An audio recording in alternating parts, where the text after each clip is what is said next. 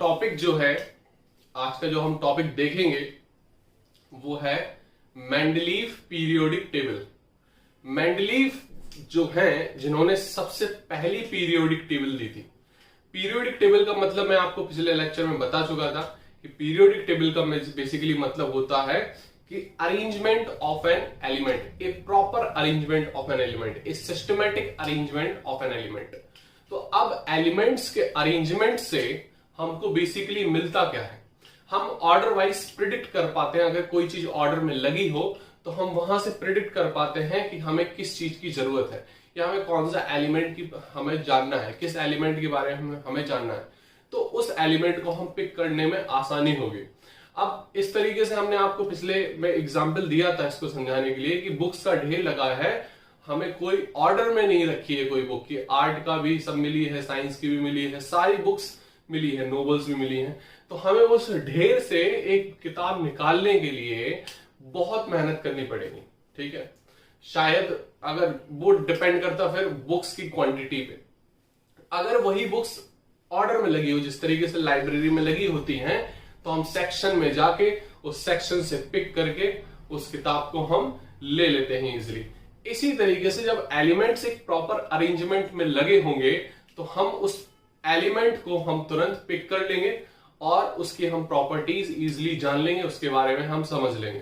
तो ये जो पीरियोडिक टेबल है बेसिकली टीचर्स के लिए काफी हेल्पफुल है, साइंटिस्ट के लिए काफी हेल्पफुल है वर्किंग के लिए, और जितने भी रिसर्च होते हैं वो काफी इसके लिए बेनिफिशियल है, और बेसिकली स्टूडेंट्स के लिए बहुत ज्यादा बेनिफिशियल है। ताकि जब हम बेसिक से ही हमें एक अरेंजमेंट मिल रहा है, हमें सिस्टमेटिक ढंग से चीजें इजिली मिल जा रही हैं समझने के लिए, तो वो ज्यादा बेटर हो रही हैं। तो पीरियोडिक टेबल का बनाने का बेसिकली यही मतलब है कि हमें इजिली हम चीजों के बारे में या एलिमेंट्स के बारे में हम प्रिडिक्शन लगा सकें, उनकी प्रॉपर्टीज की जानकारी हम इजिली गेन कर सकें। अब देखो, जो यहां पर अरेंजमेंट की बात थी, तो हमने पिछले लेक्चर में आपको डॉवरिनर ट्रेट्स बताया था, न्यूलैंड लॉ ऑफ ऑक्टेव्स बताया था, लॉदरमेयर के भी बारे में बताया था कि वो किस किस बेसिस पे अपनी इंफॉर्मेशन, अपनी चीजें उन्होंने रखी सबके सामने, और वो कब तक चली और उनके ड्रॉबैक्स क्या रहे। अब जो मॉडर्न ये हमारी मेंडलीव पीरियोडिक टेबल है, Mendeleev periodic table Newland law of octave 1-1.5 साल बाद आ गई थी। मेंडलीव के बारे में थोड़ा सा हम लोग जान लेते हैं। मेंडलीव का जो पूरा नाम है वो डिमिट्री मेंडलीव है, ठीक है, जिनके बारे में हमें पढ़ना है। इसके हम देखते हैं Mendeleev periodic table. Mendeleev periodic table, तो सबसे पहले जो पीरियोडिक वर्ड आया है वो मेंडलीव ने लाया है ना। अभी तक पीरियोडिक कोई वर्ड नहीं आ रहा था, एक सिस्टमैटिक जो वर्ड है वो इन्होंने लाया सबसे पहले, एक पीरियड में कोई चीज रहे। तो अब यहां पर इनकी पीरियोडिक टेबल में इनका जो पूरा नाम है वो है डिमिट्री मेंडलीव। Dmitry Mendeleev. अब इनके लगभग ये हमारा जो इनकी पीरियोडिक टेबल थी, ये न्यूलैंड लॉ ऑफ ऑक्टेव्स के लगभग 1-1.5 साल बाद आ गई थी। उनका 1868-69 में आया था। तो देखो, हिस्ट्री कोई एक एक्यूरेट नहीं है, वेरिएशन कर रही है अपनी, खासकर इंडियन बुक्स में। तो यहां पर इनका 1870 हम मान ले रहे कि 1870 में लगभग इन्होंने दिया था। 1869-1870 के बीच में इन्होंने पीरियोडिक टेबल, अपनी फर्स्ट पीरियोडिक टेबल दी थी। बेसिकली इनकी जो पीरियोडिक टेबल है ये मॉडिफाइड होती रही थी। इन्होंने काफी बार अपनी लगभग पूरे जिंदगी लगभग इन्होंने पीरियोडिक टेबल में लगा दी थी। डिमिट्री मेंडलीव के बारे में थोड़ा सा जान लेते हैं। डिमिट्री मेंडलीव जो है, वो जो फैमिली थी उनकी, उनमें से 17 बच्चे थे इन लोग के, उनमें से ये सबसे छोटे थे डिमिट्री मेंडलीव। अब डिमिट्री मेंडलीव जो थे वो बहुत मेहनती थे और उत्सुक थे चीजों के बारे में जानने के लिए। तो अब 17 बच्चों की फैमिली में काफी टफ था कि ये सारी चीजें कर पाना। अब ये सबसे छोटे थे, तो मम्मी का पूरा फोकस इन पे रहता था। पापा एक्सपायर हो गए थे जल्दी कुछ हादसे की वजह से। उसके बाद हमारी इनकी मम्मी ने एक कुछ फैक्ट्री खोली थी, ग्लास फैक्ट्री, फिर वो भी हमारी जल गई थी कुछ टाइम बाद। तो काफी लॉस होता रहा, लेकिन सारे बच्चे सेट हो गए थे। डिमिट्री मेंडलीव की चिंता ज्यादा थी उनकी मां को, तो इन्होंने उनका एडमिशन कराया, एक यूनिवर्सिटी में नहीं हुआ तो जहां पर इनके पापा पहले पढ़ाते थे वहां पर इन्होंने एडमिशन इनको करवा दिया, फोर्सली करके मना के उनका एडमिशन करवा दिया, क्योंकि इनके पास पिछले डॉक्यूमेंट्स थे नहीं। तो ऐसा कहा जाता है कि उनका एडमिशन इन्होंने हाथ पैर जोड़ के करवा दिया। जब करवा दिया तो आगे फिर वो काम करते रहे, काफी अच्छे से पढ़ते रहे और मेहनती थे। फिर आगे टाइम बाद उन्होंने इतनी बड़ी सफलता प्राप्त कर ली कि ये फादर ऑफ पीरियोडिक टेबल कहने लगे। It is also called father of periodic table, father of periodic table. तो सबसे पहली जो टेबल दी थी वो डिमिट्री मेंडलीव ने ही दी थी, डिमिट्री मेंडलीव नहीं दी थी। इन्होंने अपनी हार नहीं मानी, वो लगे रहे चीजों के बारे में। पहली चीज हमारी जो पहली पीरियोडिक टेबल दी थी उसमें भी काफी चीज गलत सलत आई थी, और जब एक आप कोई चीज अच्छा काम करो तो 100 लोग अपोजिशन में होते हैं, तो वहां पर जब इन्होंने दी तो काफी लोग अपोजिशन भी करने लगे, हमेशा निगेटिव चीज उनके बारे में ढूंढने लगे, ये गलत है वो गलत है। तो फिर फाइनली उन्होंने बहुत मेहनत करने के बाद लास्ट में जो पीरियोडिक टेबल दी थी उनके उसकी वजह से वो काफी हद तक सही थे, काफी हद तक। लेकिन जो इनकी पीरियोडिक टेबल थी बेसिकली ये मात्र इस वजह से कहा गया कि उन्होंने पीरियोडिक जो लॉ है, तो उन्होंने पीरियोडिक लॉ चुना, वो पूरा का पूरा चुना एटॉमिक मास के बेसिस पे। मतलब जो एलिमेंट्स का अरेंजमेंट है उन्होंने एटॉमिक मास के बेसिस पे रखा। तो इन्होंने जो पूरी प्रॉपर्टीज है वो पूरे एटॉमिक मास के बेसिस पे बताई। तो उसके बारे में हम कुछ चीज लिख लेते हैं। तो अब जो मेंडलीव पीरियोडिक टेबल की हम बात करेंगे, तो इन्होंने जो पीरियोडिक लॉ दिया था वो एटॉमिक मास के बेसिस पे दिया था। अब एटॉमिक मास के बेसिस पे एलिमेंट्स अरेंज हुए थे, इनके हिसाब से इन्होंने एटॉमिक मास के बेसिस पर अरेंज किया था इन इंक्रीजिंग ऑर्डर, यही होना था। तो अब देखो इन्होंने क्या बेसिकली हुआ था। देखो लॉ ऑफ, पहले पीरियोडिक टेबल देखेंगे कि Mendeleev law of periodic table है क्या। ये पूछ सकते हैं आपसे, यही पूछते हैं कि मेंडलीव का लॉ बताओ जो पीरियोडिक टेबल में उन्होंने किया था। What is law of periodic table? This law states that the physical and chemical properties of an element are a periodic function of their atomic masses। मतलब जो इनका लॉ है वो जो पीरियोडिक फंक्शन हमारा है इसका वो एटॉमिक मास है। जो लॉ बता रहा है वो हमारा जो एटॉमिक मास के बेसिस पे जो अरेंजमेंट लगता है वो इन्होंने लगाया है।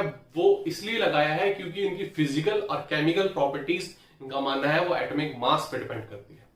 तो एटॉमिक मास पे कैसे डिपेंड करती है? देखो ये बेसिकली आइडिया आया कहां से। ये प्रॉपर्टीज का मतलब क्या है? दो टाइप की प्रॉपर्टीज होती हैं, एक फिजिकल और केमिकल। फिजिकल प्रॉपर्टीज क्या होती हैं? जब हम फिजिकली अपीयरेंस से हम उस प्रॉपर्टी को देखें। फिजिकल अपीयरेंस से जैसे हमने बात कर ली कलर की, टेस्ट की बात कर ली, तो टेस्ट तो हम यहाँ केमिकल्स का देखेंगे नहीं, कलर की बात कर ली, स्मेल की बात कर ली, ठीक है। अब हम ज्यादातर यहां पर जो प्रॉपर्टीज हैं वो हमने शुरुआत में देखी थी कि मेटल्स नॉन मेटल्स में उन्होंने एंटोनी लावोशियर ने बताया था कि ये सोनरस है, ये सोनरस नहीं है, ये लश्चरस है, ये लश्चरस नहीं है। तो वो प्रॉपर्टीज एक अलग हुई। अब बात होती है केमिकल प्रॉपर्टीज, ये फिजिकल प्रॉपर्टीज में आती है। केमिकल प्रॉपर्टीज क्या है कि कोई एलिमेंट जो है वो अदर एलिमेंट के साथ रिएक्ट करके क्या बनाता है। अब वो क्या बनाता है ये डिपेंड करता है रिएक्टिविटी पे। अब अगर वो एक टाइप की चीज बना रहा है, जैसे हमने बात कर ली कि सोडियम है और पोटेशियम है, ये जो ऑक्सीजन के साथ क्या बनाते हैं, ये बनाते हैं Na2O और ये बनाता है K2O। मतलब ये सेम टाइप की लगभग चीज बनाता है, ठीक है। ऑक्साइड जो बनाते हैं वो सेम ऑक्साइड्स बनाते हैं। बेसिकली केमिकल प्रॉपर्टीज में हम जो केमिकल रिएक्शन की बात करते हैं वो केमिकल रिएक्शंस कुछ एलिमेंट्स से हम देख लेते हैं। जैसे ऑक्सीजन के साथ रिएक्शन करवाना तो ऑक्साइड्स बना लेते हैं, हाइड्रोजन के साथ रिएक्शन करवाना तो हाइड्राइड्स बना लेते हैं, ठीक है। हैलोजन के साथ रिएक्शन करवाना हैलाइड्स बना लेते हैं। तो ये कुछ रिएक्शन वाटर के साथ करा देते हैं और नाइट्रोजन के साथ करा देते हैं। कुछ ये मेन जो है इनसे हम केमिकल प्रॉपर्टीज पता कर लेते हैं, ये बेसिक एलिमेंट्स हैं, ठीक है।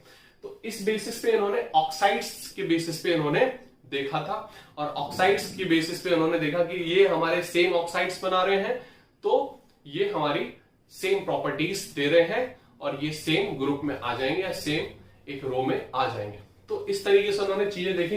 तो यही इनका मतलब है कि ये जो पीरियोडिक फंक्शन है वो हमारा एटॉमिक मास के बेसिस पे है, और पीरियोडिक फंक्शन फिजिकल और केमिकल प्रॉपर्टीज को बेसिकली बताता है। क्लियर, समझ में आ रही बात? अब देखो, ये जो पीरियोडिक टेबल है वो डिवाइडेड इनटू 7 हॉरिजॉन्टल रोज। हॉरिजॉन्टल रोज कैसी होती हैं? ऐसी, ये हॉरिजॉन्टल रोज कहलाती है, और एक होते हैं वर्टिकल कॉलम। तो ये 7 हॉरिजॉन्टल रोज हैं इसमें, और 8 वर्टिकल कॉलम्स हैं।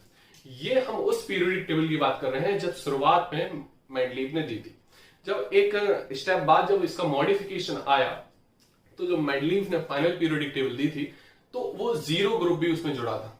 अभी हैलोजेंस नहीं आए थे, बेसिकली हैलोजेंस बाद में आए थे, तो उन्होंने 0 ग्रुप में सीधे लास्ट में 0 ग्रुप उन्होंने ऐड कर दिया था, या फर्स्ट में भी ऐड कर सकते हैं, कहीं कहीं आपको फर्स्ट में बिल्कुल मिलेगा या लास्ट में।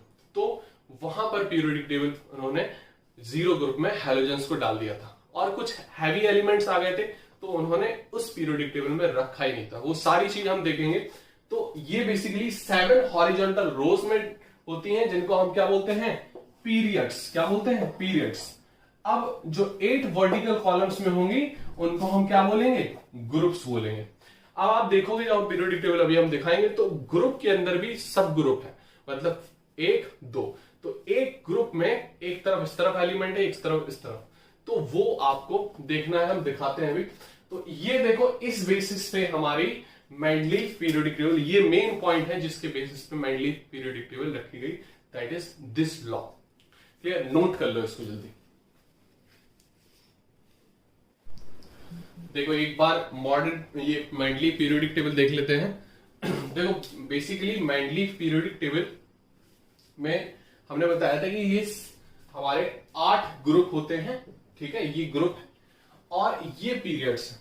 तो अब यहां पर एक बार देख लेना, जैसे ये हमारे पीरियड्स हैं, ठीक है, तो ये 1 2 3 4 5, ये 6 वाला, और ये टाइटेनियम और यूरेनियम ये हमारा 7वां। ये उस टाइम लगभग इतने ही एलिमेंट्स डिस्कवर्ड हुए थे, ठीक है। ये हमारा 7वां पीरियड, इसको सही से लिख लेना। क्लियर? अब जो ग्रुप है, ग्रुप कौन सा है? पहला, दूसरा, ये तीसरा, चौथा, 5वां, 6वां या 7वां, ठीक है, और ये पूरा का पूरा कहलाता है 8वां ग्रुप। अब हम जो बताने वाले थे वो तुमको ये बोल रहे थे आप लोगों को कि जो ग्रुप है वो ग्रुप में हमारे सब ग्रुप भी है। देखो अगर हम इस साइड से लेकर चले, ये हमारा कैल्शियम, क्रोमियम, बैरियम है, ये जिंक, कैडमियम, मरकरी, तो ये इसमें ये अलग अलग ग्रुप भी है, ठीक है। ये जो पूरा है अगर हम बीच में बोले तो ये सारा इसी साइड है, ठीक है। तो ये मैग्नीशियम और बैरियम इसी साइड आता है। क्लियर? तो ये एक ग्रुप है, ये वाला ग्रुप है, ये हैवी एलिमेंट्स आ जाते हैं बेसिकली, ठीक है। तो ये चीज हमें थोड़ा सा देखनी थी। और जब हम बात कर रहे थे जीरो की, जब हम और एलिमेंट्स आ रहे थे, ठीक है, तो वो और जो एलिमेंट्स आ रहे थे, ये देखो ये जगह छोटी है, ये जगह छोटी है, ये जगह छोटी है। तो ये जो जगह छोटी है कुछ एलिमेंट्स की, इन्होंने बोल दिया था कि जो प्रॉपर्टीज इसके बेसिस पे ये आ रही है ना, तो जो आएंगी वो यहीं फिट होंगी। यहां पर देखना आप कि मिसिंग क्या क्या है। यहां पर गैलियम नहीं है, यहां पर जर्मेनियम नहीं है, तो इन्होंने उसका नाम दे दिया था स्कैंडियम भी नहीं होगा यहां पर, तो स्कैंडियम भी नहीं है, तो स्कैंडियम को उन्होंने ईका बोरोन बोल दिया था। मतलब बोरोन से पहले जो आएगा वो उसको ईका बोरोन, ईका एक संस्कृत वर्ड है, तो यहां पर उन्होंने ईका बोरोन शब्द लिया था। तो ईका बोरोन हमने यहां पर स्कैंडियम को ले लिया था। अब देखो यहां पर एक चीज कि यहां पर इन्होंने ईका बोरोन को क्या ले लिया था? ईका बोरोन को उन्होंने गैलियम ले लिया था, ईका बोरोन को उन्होंने स्कैंडियम ले लिया था, और ईका एल्यूमिनियम को इन्होंने क्या ले लिया था? गैलियम, और ईका सिलिकॉन को इन्होंने ले लिया था जर्मेनियम। ये लिख लेना, ईका बोरोन को इन्होंने ले लिया था क्या? स्कैंडियम। ईका ये हम लिखवा देंगे सारी चीज, और ईका एल्यूमिनियम को इन्होंने ले लिया था गैलियम, और ईका सिलिकॉन को इन्होंने ले लिया था जर्मेनियम। तो ये बेसिकली इन्होंने बात बोल दी थी। तो एल्यूमिनियम के बाद हमारा क्या आ रहा था? गैलियम। क्लियर हो रही बात की नहीं? और ईका सिलिकॉन हमारा क्या हो गया? जर्मेनियम आएगा। तो ये चीज आपको थोड़ा समझनी है कि सिलिकॉन हमारा पहले है तो उसको हमने ई का सिलिकॉन बोल दिया। इस सिलिकॉन के बाद वाला जो आएगा वो हमारा जर्मेनियम होगा, सिलिकॉन जर्मेनियम। अब देखो एक चीज, अप टू डाउन की बात बता रहे हैं। अब देखो एक चीज हमें और देखनी थी यहां पर कि अगर ये प्रॉपर्टीज सेम है, यहां पर भी देख लेना, यहां भी देखो दो दो ग्रुप है, तो इसको सेकंड ए और सेकंड वी फॉर्म में भी लिख सकते हैं, सेकंड ए और सेकंड वी। और ये जो एलिमेंट्स हैं ये काफी अलग एलिमेंट्स हैं, इनको हम बेसिकली जो मॉडर्न पीरियोडिक टेबल आएगी उसमें हम ट्रांजिशन एलिमेंट्स में हम इनको पुट कर देते हैं। इसमें से भी कुछ एलिमेंट्स हैं जिनको हम ट्रांजिशन एलिमेंट्स में हम डाल देते हैं।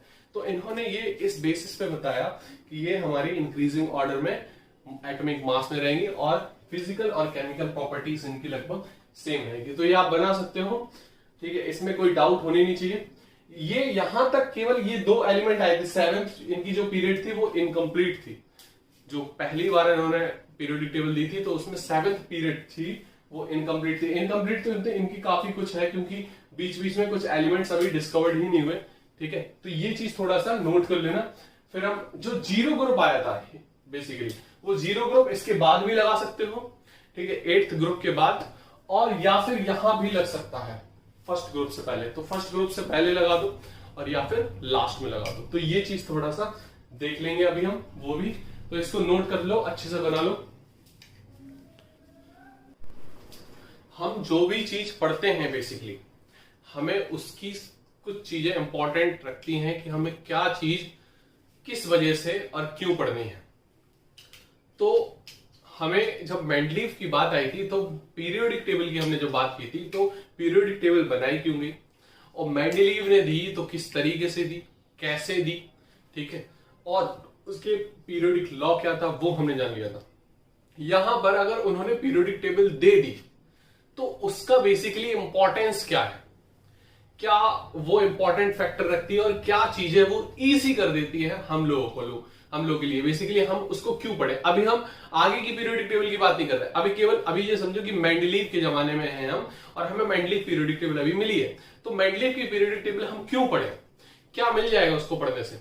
तो वो चीज हमें जाननी है कि बेसिकली हमें फायदा क्या होगा, क्योंकि जहां हमें फायदा नहीं होता वो चीज हम नहीं पढ़ते या नहीं इंटरेस्ट दिखाते, ठीक है। अगर हम अगर पढ़ने की बात कर ले तो हमारा सीधा सीधा ज्यादातर लोगों का डायरेक्टली मतलब होता है कि हमें जॉब पानी है, पैसे कमाने हैं एंड डॉट डॉट डॉट अच्छी चीजें हमें मिल जाएंगी इससे, ठीक है, हमारा रुतबा हो जाएगा, नाम हो जाएगा, फलाना ढिमकाना चमकाना। तो ये सारी चीज हमें देखते हैं। अब जब हम मेंडलीव पीरियोडिक टेबल की बात करेंगे तो यहां पर इंपॉर्टेंट क्या है वो इंपॉर्टेंस हम देख लेते हैं। देखो पहली चीज, एक तो हमें जो एलिमेंट्स बिखरे पड़े थे वो पहला पॉइंट कि सिस्टमैटिक स्टडी मिल गई हमको एलिमेंट्स की, तो हम उसको सिस्टमाइज वे में पढ़ पा रहे हैं। सबसे इंपॉर्टेंट चीज है कि हम सिस्टमाइज तरीके से हम पढ़ पा रहे हैं कि एलिमेंट्स को हम ऑर्डर में याद कर पा रहे हैं। अगर हमें अब एलिमेंट्स अभी याद है तो किस वजह से, पीरियोडिक टेबल की वजह से। और हम अगर बोल देते हैं कि लिथियम सोडियम पोटेशियम ये सेम सिमिलर प्रॉपर्टी शो करते हैं, तो किस वजह से, इस वजह से कि कुछ एलिमेंट्स की प्रॉपर्टीज इन्होंने सिमिलर बता दी, तो हमें सिस्टमाइज स्टडी मिल गई यहां पर। दूसरा पॉइंट मोस्ट इंपॉर्टेंट कि प्रिडिक्शन ऑफ न्यू एलिमेंट, ऐसे एलिमेंट का प्रिडिक्शन इन्होंने किया जो अभी हमने गैप बताए थे कि उन्होंने खाली जगह छोड़ दी, वहां पर एलिमेंट्स फिट नहीं हो रहे थे, जितने डिस्कवर्ड हुए थे उस टाइम उतने एलिमेंट्स का अरेंजमेंट इन्होंने कर दिया। लेकिन कुछ एलिमेंट्स जो नहीं मिले थे उस टाइम तक, मेंडलीव के जमाने तक, तो उनको उन्होंने खाली स्पेस देकर छोड़ दिया। उन्होंने कहा ये एलिमेंट मिलेंगे जरूर और मिलेंगे तो यहीं पर एग्जैक्ट फिट होंगे, मतलब जो ऊपर और नीचे हैं जो इनके एलिमेंट्स उनकी सेम ही प्रॉपर्टी आएगी जो नया एलिमेंट आएगा। इतनी कॉन्फिडेंस से बोला ये चीज कि एक साइंटिस्ट ने एक एलिमेंट डिस्कवर्ड किया था, तो उन्होंने प्रॉपर्टीज कहा जो आपने बोला, एटॉमिक मास उससे वेरी नहीं कर रहा, आपसे कोई सिमिलर नहीं आ रही आपकी जो प्रॉपर्टीज आपने बोली, नहीं और कोई प्रॉपर्टीज उसमें सिमिलर आ रही है। तो उन्होंने कहा भाई साहब कि आपने गलत डिस्कवरी की है। वो इतना कॉन्फिडेंस थे कि उनकी डिस्कवरी को ही गलत बोल दिया, कहा दोबारा एक बार पता करके आओ, दोबारा चीजें समझ के आओ। तो फिर उन्होंने कुछ टाइम बाद उन्होंने समझा और फिर वो दोबारा आए, उन्होंने कहा मेंडलीव जी आप ही सही थे, प्रॉपर्टीज बिल्कुल लगभग सिमिलर आ रही हैं और वो एलिमेंट यहीं फिट होगा। तो ये चीज उन्होंने इतने कॉन्फिडेंस के साथ की थी क्योंकि इन्होंने पूरा लगभग लाइफ दे दी थी पीरियोडिक टेबल बनाने में। अब देखो यहां पर दूसरा पॉइंट क्या बोला, prediction of new elements and their properties, he left space for element yet to get discovered. कुछ एलिमेंट्स थे जैसे जो हमें पता करने थे, उनका इन्होंने नाम दे दिया था। ई का बोरोन जिसको हम स्कैंडियम बोलते हैं, और ई का सिलिकॉन जिसको हम जर्मेनियम बोलते हैं। तो 2-3 एलिमेंट इन्होंने बोल दिए थे। ई का एल्यूमिनियम, हमारा गैलियम बोल देंगे उसको। तो ये इन्होंने जगह खाली छोड़ दी थी। तो बेसिकली मतलब था इनका। अब जो तीसरा पॉइंट है वो तीसरा पॉइंट और देख लेते हैं, atomic mass correction of doubtful element. मतलब उन्होंने बोला कि जो हमें नहीं मिल रहे थे एलिमेंट, जो सबके डाउट में थे बेसिकली, तो इन्होंने बोला कि यहां पर जो आप फिट करोगे वहां पर एग्जैक्ट एटॉमिक मास आएगा।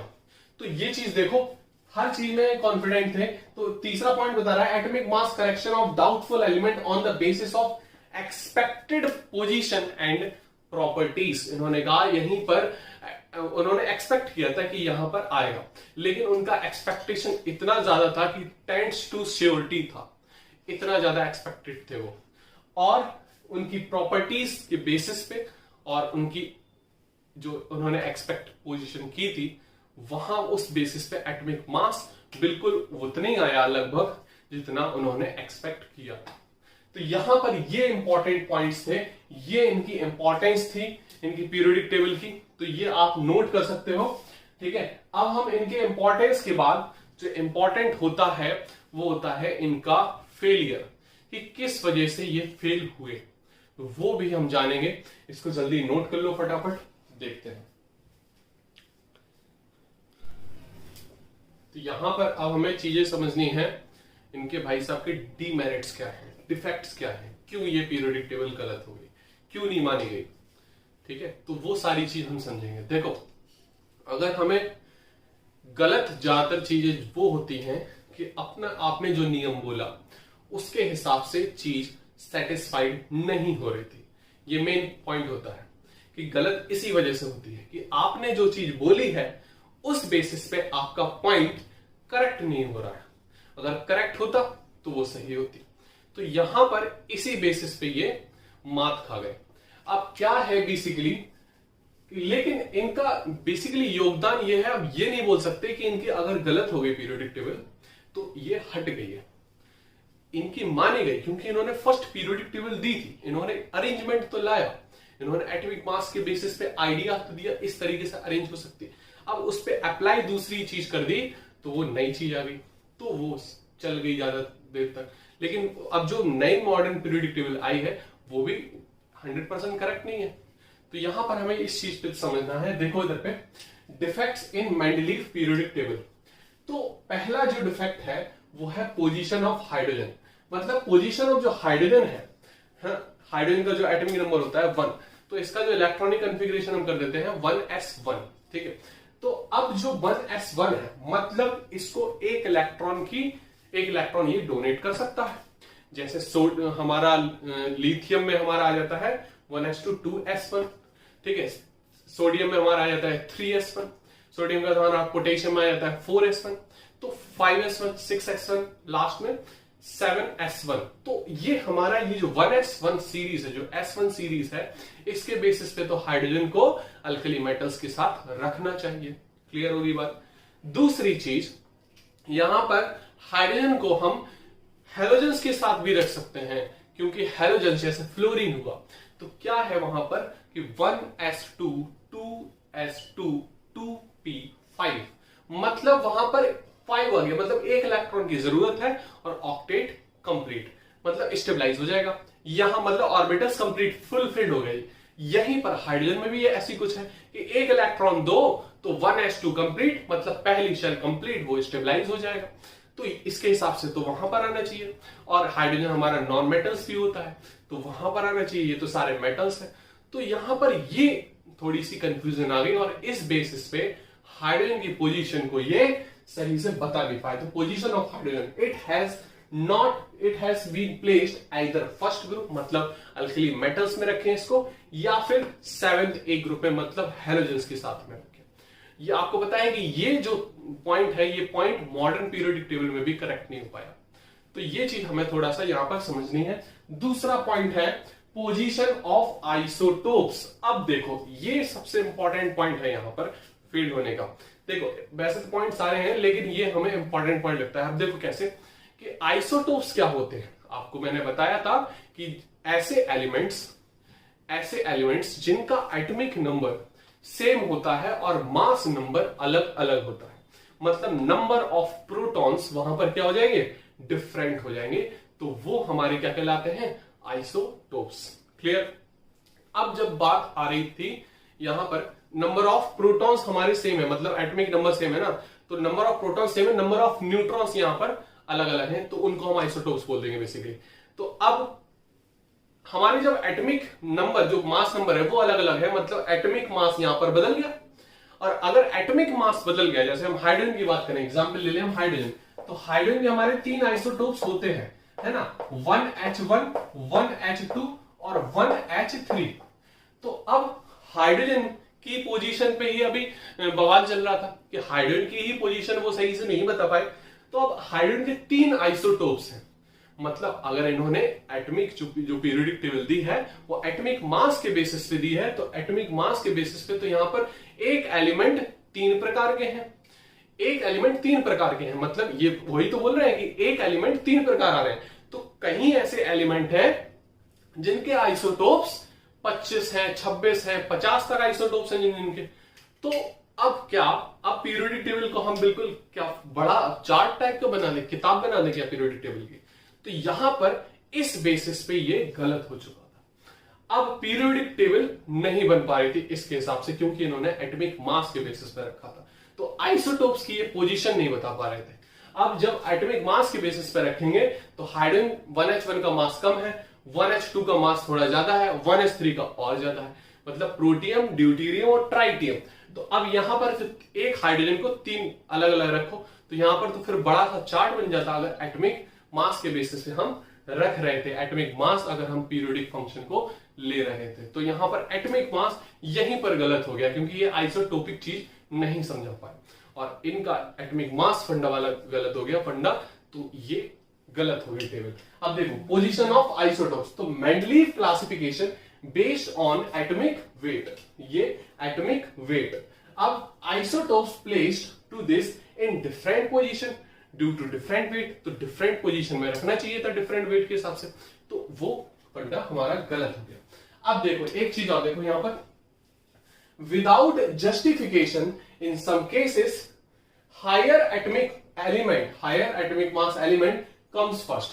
अगर इन्होंने एटॉमिक मास के बेसिस पे इन्होंने पीरियोडिक फंक्शन दिया था, तो इंक्रीजिंग एटॉमिक मास के बेसिस पे चलना चाहिए था, तो यहां पर वो भी गलत हो रहा था।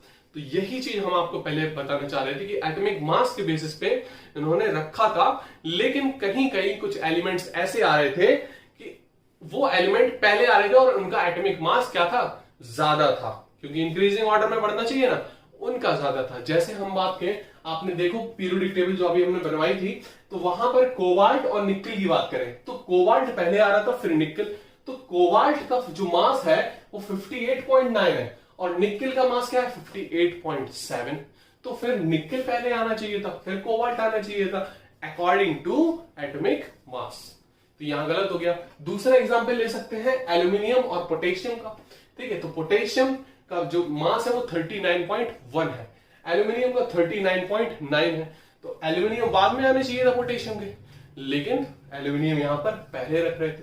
तो यहां पर कुछ चीजें गड़बड़ा रही थी इनके हिसाब से, जो चीज इन्होंने बोली उसी के बेसिस पे वो चीज गलत हो रही थी यहां पर, तो इस बेसिस पे इनके ये डिफेक्ट्स निकल आए, डीमेरिट्स निकल आए। अब जो लास्ट पॉइंट है, lanthanides and actinoids not placed in main periodic table, PT. Periodic table पे इनके लैंथेनाइड्स और एक्टिनोइड्स बेसिकली क्या होते हैं, जब मॉडर्न पीरियोडिक टेबल में देखेंगे तो एफ ब्लॉक आता है, ब्लॉक बटे हुए हैं एसपीडीएफ, तो एफ ब्लॉक में दो ग्रुप है हमारे, 2 पीरियड्स हैं, वो अलग एलिमेंट्स, मतलब वो हैवी एलिमेंट्स कहलाते हैं इन अ ट्रांजिशन। तो जब और एलिमेंट्स आए, जो भारी भारी एलिमेंट्स आए जिनका एटॉमिक मास बहुत ज्यादा है, तो वो यहां पर इनकी मेन पीरियोडिक टेबल में इन्होंने रखा ही नहीं।